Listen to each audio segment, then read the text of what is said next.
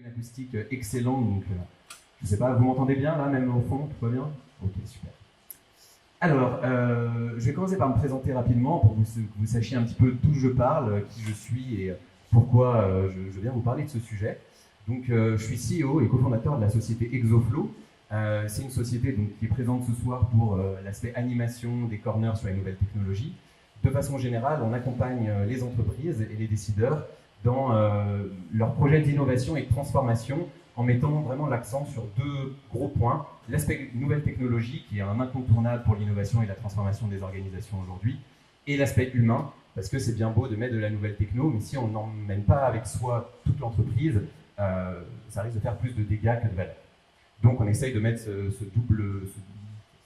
cet équilibre-là, et notamment avec un concept qui est l'intrapreneuriat, qui nous semble être une super modalité de travail pour atteindre ce genre de choses. Alors, j'ai cette casquette, donc vraiment dans le monde de l'innovation, dans les usages, et j'ai une deuxième casquette, c'est que j'ai cofondé l'association Lyon ISEAI, qui est actuellement la plus grosse association technologique de Lyon, et qui a pour vocation de parler de l'intelligence artificielle auprès du grand public et dans les entreprises pour démystifier le sujet et aider l'écosystème lyonnais et un peu plus largement que lyonnais à se structurer autour de ce sujet. Donc, on est un très bon point d'entrée si vous avez aussi des projets dans l'intelligence artificielle. Et cette association a autant des ressources en interne technologiques que la capacité à faire de la vulgarisation en entreprise comme auprès du grand public. Donc voilà un petit peu ma double casquette, IA et usage. Et donc c'est pour ça que je viens vous en parler aujourd'hui. Je vais essayer de vulgariser un peu le sujet. Alors avant de commencer, juste pour que je sache un peu le niveau de l'audience sur ce sujet, qui pense connaître, enfin savoir à peu près ce qu'est l'IA. D'accord, donc ça sert à rien que je pose la question pour savoir ceux qui connaissent parfaitement l'IA. Il y aura peut-être un ou deux doigts levés, pas beaucoup plus. Ça tombe bien, comme ça je suis sûr de vous apprendre des choses, c'est top. Et qui, dans son entreprise, a des projets d'IA ou des intérêts sur des projets d'IA, entend ça dans son entreprise. D'accord, un petit peu plus. Ok. Donc, on va essayer de voir un petit peu ensemble ce qu'on peut faire quand on est un industriel et qu'on veut implanter de l'intelligence artificielle. Alors, pour parler de ça, ça sera une troisième partie. On va d'abord faire une brève partie sur qu'est-ce que c'est l'intelligence artificielle. On l'entend de partout et on oublie parfois de se demander ce que ça veut dire parce qu'il y a au moins autant de définitions qu'il y a de personnes qui en font. Ensuite, on fera un bref historique de l'IA, notamment avec une perspective un peu industrielle, juste pour savoir comment on en est arrivé là. Et puis, gros morceau, on passera bien 40 minutes à décrire un peu les usages principaux de l'IA dans l'industrie. La quatrième partie, je n'aurai pas le temps de la faire, je pense. J'aime bien parler de cet impact sur le travail qui me semble être assez fondamental et qui est assez transversal. On pourra en parler, je serai au corner Big Data et IA juste à côté. N'hésitez pas à venir me voir. Mais je pense que ce soir, on n'aura pas le temps si on veut justement faire les animations après. Alors, commençons par essayer de comprendre un peu ce qu'est l'IA. Est-ce que quelqu'un pense avoir une définition? Dur, reste le programme. Moi non plus, j'en ai pas, vous inquiétez pas, je jugerai personne. Je juge ceux qui me disent oui, j'ai une définition. Je me dis qu'ils font un peu les mêmes. Donc, ce soir, tout le monde est un. Pour comprendre, le problème de l'intelligence artificielle, c'est qu'il y a un mot qui est le mot intelligence, et lui-même n'est pas bien défini. Donc, avant de parler d'intelligence artificielle, je vais juste vous donner quelques petits éléments pour comprendre un peu ce qu'est l'intelligence. Et vous allez voir, ça va nous amener sur des pistes un petit peu différentes de ce qu'on peut entendre, par exemple, la Global Industry. Donc, j'espère que ça va un peu vous inspirer autrement que toute la journée, beaucoup d'informations très denses. Je vais vous parler un petit peu des Grecs, très rapidement, parce qu'il faut toujours commencer une conférence en parlant des Grecs pour avoir l'air intelligent. Donc, je vais commencer par parler des Grecs. Alors, les Grecs, ils n'avaient pas de mots pour dire intelligence, mais ils avaient deux mots. Un, aesthesis, qui a donné le mot esthétique aujourd'hui. Et c'était l'idée d'une intelligence qui est vraiment proche de la matière. C'est une intelligence qui est dans le corps et qu'on construit au contact du monde. Donc, c'est une intelligence qui n'est pas très mystérieuse. C'est par exemple l'intelligence de l'enfant qui, mettant la main dans le feu une fois, deux fois, trois fois, comprend, abstrait un modèle général qui est de dire que le feu, ça brûle. Et donc après, il mettra plus sa main dans le feu. Il a appris quelque chose, c'est l'intelligence de l'apprentissage au contact du monde. L'autre, c'est le logos. Le logos, on entend peut-être que vous avez déjà entendu parler de ce terme grec, c'est ce qui a donné le langage évidemment, et c'est une intelligence qui est beaucoup plus immatérielle, c'est une intelligence qui est apparentée à ce qu'aujourd'hui on appellerait la logique ou les mathématiques, c'est une intelligence un petit peu divine que l'humain a la chance d'atteindre, c'est les idées de Platon, c'est d'un autre ordre, c'est très abstrait. Donc, dès les Grecs, on a un peu ces deux conceptions de l'intelligence, une très pragmatique, celle de l'humain qui apprend au contact du monde, et une un petit peu plus abstraite, qui est celle de l'humain qui comprend, ou en tout cas de l'humain qui est capable d'atteindre des idées générales. Et on va voir que, enfin on ne va pas le voir maintenant, on n'a pas le temps, ça serait toute une conférence de vous raconter l'histoire de l'évolution de la notion d'intelligence dans les époques, mais ça a traversé toute l'histoire occidentale, cette interrogation sur qu'est-ce que l'intelligence, est-ce que c'est plutôt aesthésis ou plutôt logos. Et vous allez voir que les deux grandes approches de l'IA, c'est exactement ces deux approches. Donc les Grecs, ils avaient quand même un peu d'avance. Alors moi, pour parler de ces deux approches, des fois je dis intelligence construite et intelligence donnée. Une intelligence qu'on construit au contact du monde, on apprend, et une intelligence qui est préexistante à l'humain, et l'humain y a juste accès. Voilà, c'est juste pour préciser un peu les choses. En termes plus modernes, et là on va rentrer un peu dans le vif du sujet, on parle d'intelligence symbolique. Pourquoi l'intelligence symbolique? Ça c'est le logos, c'est l'idée que grâce à des lois logiques, on va manipuler des connaissances. Vous allez voir comment on implante ça dans un système juste après, mais c'est l'idée qu'on n'a pas besoin d'apprendre, on a simplement des lois logiques qui sont vraies de tout temps, et on manipule des connaissances avec ces lois logiques par déduction, et de manière procédurale, ça veut dire qu'on fait une chose après l'autre. On pense à quelque chose, et on passe à l'idée suivante. L'autre notion, qui est plus proche de l'aesthésis, on parle d'intelligence émergente, connexionniste.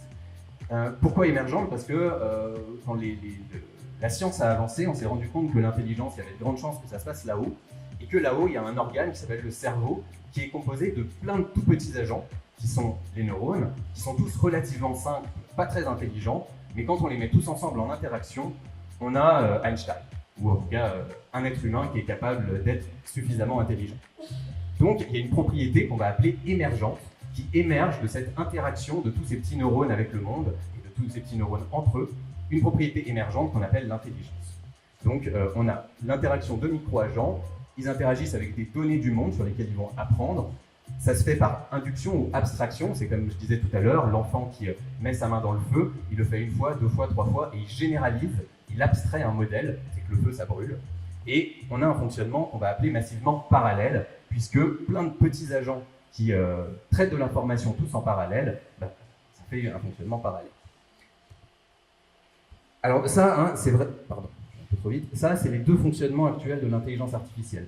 Deux approches qui se sont construites en intelligence artificielle de façon, on va dire, un petit peu en défi l'une par rapport à l'autre, et puis ces dernières années, depuis une dizaine d'années, qui de plus en plus sont conçues comme complémentaires, et on utilise les deux ensemble. Alors, pour vous donner des exemples maintenant concrets de ce que ça donne en intelligence artificielle, l'exemple type d'intelligence symbolique, c'est le système expert. Vous avez sûrement déjà tous entendu parler de système expert. Aujourd'hui, il y a souvent le débat, est-ce que les systèmes experts, c'est encore de l'intelligence artificielle? Est-ce que l'intelligence artificielle, c'est pas uniquement quand ça apprend? Moi, j'ai tendance à dire que c'est une certaine forme d'intelligence artificielle tant qu'on considère ça comme de l'intelligence symbolique. C'est le même système. On a des connaissances, on parle beaucoup de bases de données aujourd'hui, mais à l'époque des systèmes experts, années 80, on parlait de 90, on parlait surtout de bases de connaissances. Donc la différence, c'est que c'est des données, c'est pas structuré, c'est plein de chiffres qu'on a récupérés à travers des capteurs. Des connaissances, c'est structuré, il y a un humain qui les a écrites d'une façon compréhensible. Donc là, l'humain, c'est un expert qui les écrit dans le système. Par exemple, un médecin qui va dire, si vous avez mal à la tête, des courbatures et mal à la gorge, il y a 84% de chances que vous ayez une grippe. C'est des connaissances de ce type-là qui sont assez bien formalisées. Donc, on va construire une base de connaissances en interrogeant les meilleurs experts d'un domaine. Il va y avoir un moteur d'inférence, c'est l'aspect plus algorithmique, c'est des développeurs qui vont coder les lois logiques dont on parlait juste avant. Je reviens juste avant, des connaissances et des lois logiques. Et puis une interface utilisateur pour qu'un utilisateur puisse poser des questions qui portent sur les connaissances du système. Et grâce au moteur d'inférence, le système va explorer un petit peu les connaissances et donner une réponse qui est a priori la meilleure. Par exemple, vous donnez vos symptômes, ça vous renvoie la maladie la plus probable que vous ayez.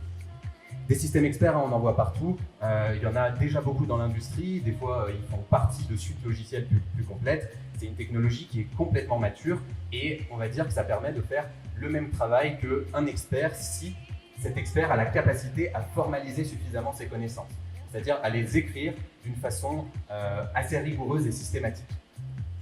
Ce qui arrive assez souvent, hein, les experts métiers sont souvent capables de faire ça. Du côté de l'IA connexionniste ou émergente, aujourd'hui on dit plutôt connexionniste, hein, l'exemple type, c'est pas le seul, mais l'exemple type, c'est le réseau de neurones formel. Alors, qui a déjà entendu parler de réseau de neurones? Ouais, il y a plus de gens qui ont entendu parler de réseau de neurones que d'intelligence artificielle. Comme quoi, ça a un peu pris le pas depuis... Bonsoir. Le réseau de neurones, c'est un fonctionnement un petit peu plus complexe. Son objectif, ça va être de ne pas être du tout intelligent au début et d'apprendre à devenir intelligent. Donc là, on est beaucoup plus sur l'intelligence émergente, connexionniste, ce que les Grecs appelaient l'aesthésis. Et ça va se faire au contact du monde. Donc, je vais vous expliquer sommairement comment fonctionne un réseau de neurones, en tout cas comment fonctionnent les réseaux de neurones les plus couramment utilisés. Il y en a de beaucoup de types. Les plus couramment utilisés, ça fonctionne de cette façon. Alors, pour vous expliquer quelle est cette architecture, déjà, tous les petits ronds là, c'est des neurones formels.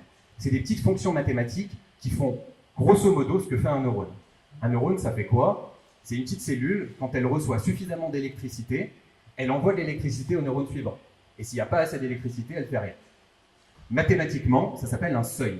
Si on reçoit suffisamment d'informations en entrée, on envoie l'information au neurone suivant, sinon on ne l'envoie pas. On a remplacé l'électricité par de l'information, mais ça fait relativement la même chose. Aujourd'hui, on découvre qu'il y a plein de fonctionnements beaucoup plus subtils du neurone, mais grosso modo, ça fait la même chose. Donc tout ça, c'est des petites fonctions mathématiques qui ne vont pas bouger dans le réseau. Par contre, ici, entre tous ces neurones, on a ce qu'on appelle des poids. C'est juste des chiffres qui disent à quel point deux neurones sont connectés. Et en fait, apprendre pour un réseau de neurones, ça va être restructurer toutes les liaisons entre ces neurones-là. Il va changer, le réseau de neurones, ses nombres. Par exemple, il va passer de 1 à 1,5 pour dire que ces deux neurones sont un peu plus connectés. Et finalement, petit à petit, je vais vous expliquer comment il apprend ensuite, petit à petit, en réorganisant au fil de l'eau son architecture, à la fin, le réseau il va exécuter une fonction qui est très proche de celle qu'on attendait. Avec des taux d'erreur maintenant, par exemple sur de la vision artificielle, qui sont de l'ordre de 1 ou 2%, bien au-delà de la vision humaine. Alors, comment ça fonctionne? Ça, c'est la couche d'entrée, c'est celle à laquelle on va présenter les données. Parce qu'un réseau de neurones, ça a besoin de beaucoup de données pour apprendre, pour se reconfigurer correctement. Donc, imaginons que nos données, c'est des images, et qu'on veut savoir sur ces images lesquelles sont des chats et lesquelles sont des chiens. Problème absolument fondamental dans l'industrie, on le sait. Donc, vu que pour un réseau de neurones, une image, c'est une grande matrice de pixels associés à des couleurs, c'est juste un grand ensemble de nombres, il faut qu'on ait autant de neurones en entrée qu'il y a de pixels dans l'image. Donc déjà, on fait des gros réseaux. On va passer l'image, elle va passer dans tout le système, de neurone en neurone, donc l'information va se propager dans le système, et à la sortie, le réseau va nous dire c'est un chat, c'est un chien. La première fois complètement aléatoirement, puisqu'il n'a pas du tout appris, il ne sait pas du tout à quoi s'en tenir, donc il va dire une fois sur deux c'est un chat, une fois sur deux c'est un chien. Et du coup, pour qu'il apprenne, nous on va lui dire non, ça c'était un chat, non, ça c'était un chien. On va donc écrire sur l'image si c'est un chat ou si c'est un chien, et à la sortie du réseau, le réseau va pouvoir vérifier s'il a eu juste. Exactement comme un enfant qui va ensuite vérifier, après un exercice de mathématiques, s'il a la bonne réponse. Et ensuite, il y a les petites techniques mathématiques qui permettent de calculer l'erreur qu'il a faite. Donc en gros, on fait le résultat voulu moins le résultat obtenu, et ça nous donne l'erreur. Elle va être de 0 s'il a bien choisi si c'était un chat ou un chien. Elle va être de 1 ou de moins 1 si il a fait une erreur. Très simplement, c'est ça que ça donne.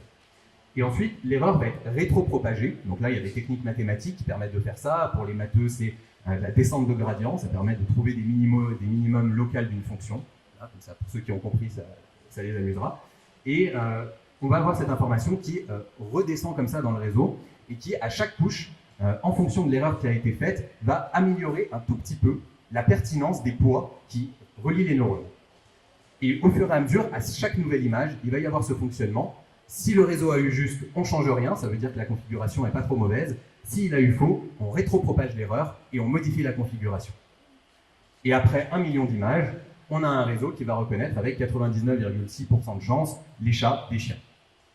Alors les chats des chiens, c'est un exemple très simpliste. Un réseau de neurones est capable d'apprendre des choses beaucoup plus complexes, on le verra tout à l'heure quand on évoquera le deep learning. Donc voilà pour la technologie du réseau de neurones formel, qui est en fait pas si complexe que ça, elle est surtout très abstraite. Mais quand on joue un peu avec les mathématiques qui sont derrière, il n'y a rien de fou finalement. C'est juste qu'il y a des très grosses architectures, et souvent on dit que c'est plutôt un art qu'une science, parce qu'il faut configurer les neurones et le fonctionnement du réseau pour son apprentissage de façon un petit peu pragmatique, à la main. Il n'y a pas de loi universelle. Donc c'est plus un art qu'une science, certains disent.